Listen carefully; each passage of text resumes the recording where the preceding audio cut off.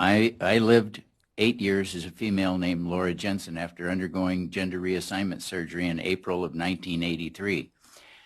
I started as a 4-year-old kid in 1944. So I'm bringing to this conversation today 74 years of firsthand experience in some way, either living it or trying to deal with it or trying to recover from it. It's important, I think, to understand that everything that we've heard today is damaging to children. And I was damaged by this, and I have some very strong points of view. So I hope that don't take exception to them. They come out of pain.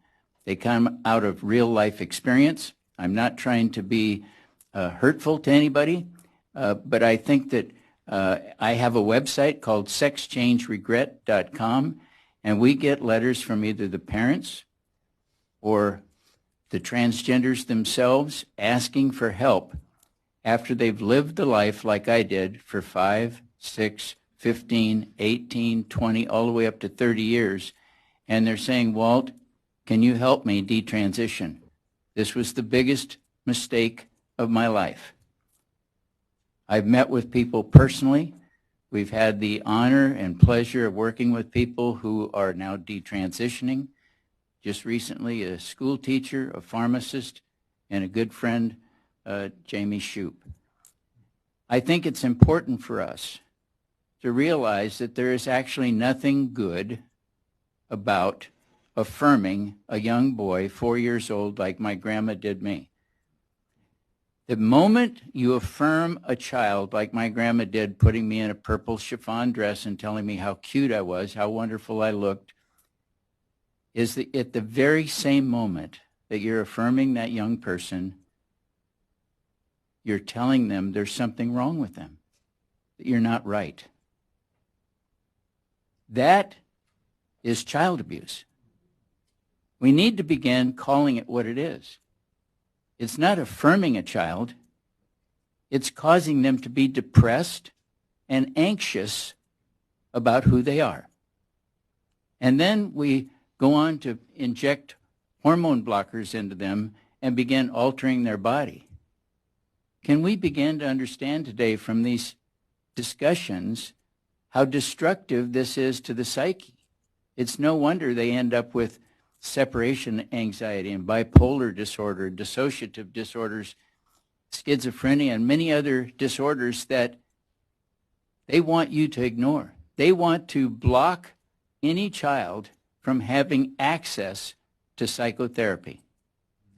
The only reason that I'm able to speak to you today is because after 46 years of dealing with this issue, I was able to detransition in 1990 after I had extensive psychotherapy, the very same psychotherapy that they're trying to prevent people from having.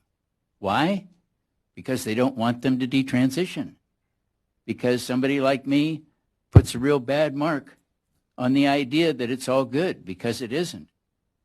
I've recently written a book, Trans Life Survivors, that has the stories in them. It's painful to get these emails from people whose lives have been totally torn apart.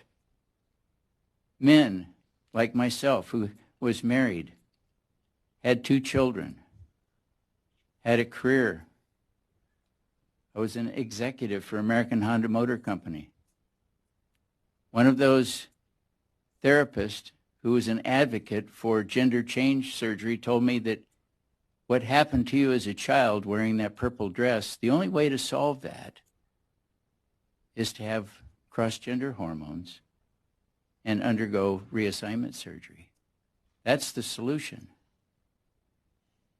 Well, I trusted his expertise because Dr. Walker had actually written the original international standards of care for treatment of gender identity disorder or gender dysphoria. I'm here because he was wrong. I'm here because those standards of care have morphed into what they're using today.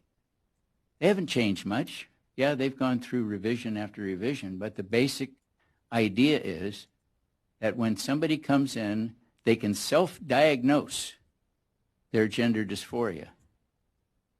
We are manufacturing transgender kids.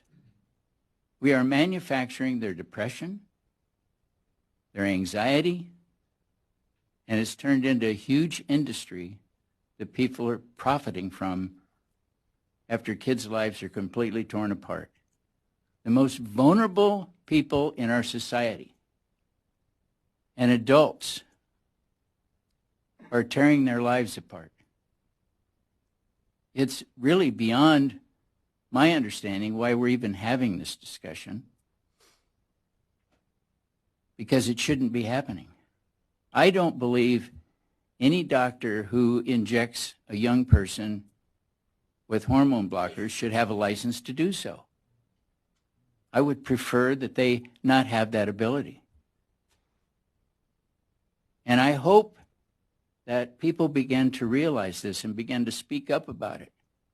There is absolutely nothing good about affirming somebody in a cross-gender identity because it destroys their life. We won't see the consequences of what they're doing today until 10 or 15 years later. And there'll be somebody else speaking up like I am, saying, it was horrible what they did to me. They never should have done it. The people are suffering. We're not trying to minimize their suffering. But why do we abuse them with hormone blockers and cut their bodies apart as a way to affect treatment? It's insane, actually. It doesn't make any sense.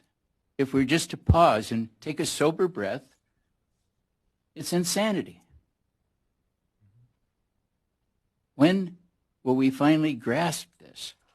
Christina Olson, a research psychologist in Washington, at Washington University, and I wrote the article, it's published in Public Discourse in 2017, June. She said, we do not know who the transgender kids are. One way or the other, we don't know who they are. Do you get that? We don't know who they are. That should sink in. They cannot actually identify who trans kids are except by them saying so. There is no test. There's no proof. A parent can actually cause a kid to be gender dysphoric by affirming them. The APA, which an article is going to come out in the Daily Signal in the next couple of days that I just finished last night, the APA in their handbook in 2014 says kids are not born transgender. And yet, we're treating them with medical treatment as if they were and trying to alter them. They're not born that way.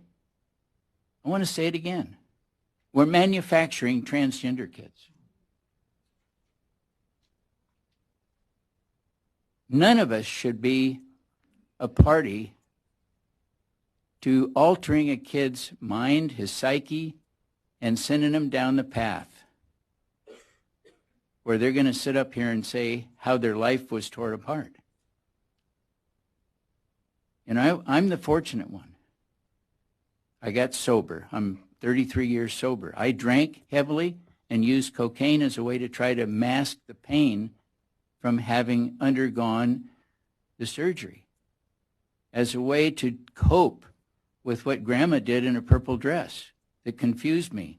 That when I was a little boy, 4, 5, and 6 years old, I began to want to be affirmed. I began to enjoy being affirmed. I became addicted to the affirmation and the attention. I mean, if a kid wants to steal all of the attention out of the room, All they have to do is say, I am a transgender. They can suck the life out of a room in a heartbeat. And the focus is right on them. And they can get anything they want, can't they? Nobody calls them out. Nobody says, how'd you come to this conclusion? Well, we know how they came to the conclusion. Schools are giving them books. They're indoctrinating them. Parents are encouraging them. Online, they're in chat rooms suggesting groups of kids become transgender. It's a fad. Yes, there are people who are autogynephilia, but there's also people who are deeply troubled. Over 50% of the people that I've worked with, hundreds of people that I've worked with over the last 10 years, were sexually abused. Boys who are abused at a young age come to the conclusion that the only way they can prevent themselves from being sexually abused again is to cut off their genitalia and become females. In their mind, that is their defense mechanism for sexual abuse. Girls who are sexually abused want to be men as a way to fend off any intruder or sexual abuser because they will no longer be attractive for sexual abuse. Whether it's men or women, vast majority of them were abused as children. Many of them I sit with and talk with privately are in their 30s, 40s, and 50s before they're ever able for the first time to disclose they were sexually abused. It's too painful. I was sexually abused at 9 years old, multiple times, by my uncle. When I told my parents I was sexually abused, they said, oh, Uncle Fred wouldn't do that. Wrong. They said I was a liar. So now I had worn a purple dress as a 4-year-old. I'd been sexually abused, and now I'm a liar. You know, it's not a real good way to start off life, and you're not only 9 years old yet. We've got to start helping the young people. And when people ask for help from me, I have one simple thing I always ask them. Tell me what caused you to not want to be who you are. 100% of the time, they can tell me. They can tell me. I'm feeling the pain right now of them sharing with me some of these stories because even I weep. They're ugly. They're horrible. They're so deep, nobody wants to talk about it. But we better start talking about it. We're ruining an entire generation of young people. And it's serious business. I'm not pulling any punches anymore. And you shouldn't either. Thank you.